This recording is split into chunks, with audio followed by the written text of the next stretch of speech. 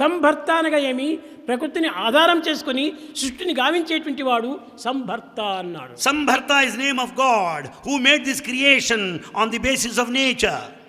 దీనివల్ల సృష్టించబడినటువంటి ఒక పదార్థములకు రక్షించేటువంటి ఒక శక్తి గలవాడు కనుకనే అతనికి భర్త అన్నారు. As the entire creation is sustained and maintained, protected, he is called Bharta. ఒకది సంభర్త, రెండవది భర్త.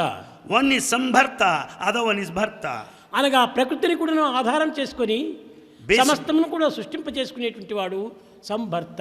Basing on nature, though everything is created and maintained. దానిని సంరక్షించుకునేటువంటి ఒక శక్తితో సంరక్షించుకోవటం చేతనే అతని భర్త అన్నారు. As the created is maintained and sustained and protected, he is called Bharta, the maintainer. కనుకనే ఈ భర్త సంభర్త అనేటువంటి తత్వాన్ని చక్కగా మనం అర్థం చేసుకోవాలి. We have to understand the meaning of భర్త creator and అనుకుంటే మన తెలుగు maintainer. వాళ్ళ లోపల ఒక హస్బెండ్ గా మారుతుంది. We consider Bharta for Telugu people as భర్త husband. అనగా మాస్టర్, Bharta means master, యజమాని, Is సంరక్షకుడు, protector, ఈ maintainer. విధమైనటువంటి ఒక అర్థములతో కూడినటువంటిది ఈ భర్త. Bharta Telugu word has got these meanings. కనుక So దైవత్వంతో కూడినటువంటి ఒక దీనికి అనేక విధమైనటువంటి రూపనామం అంతా ఉన్నాయి. God has many names, many forms.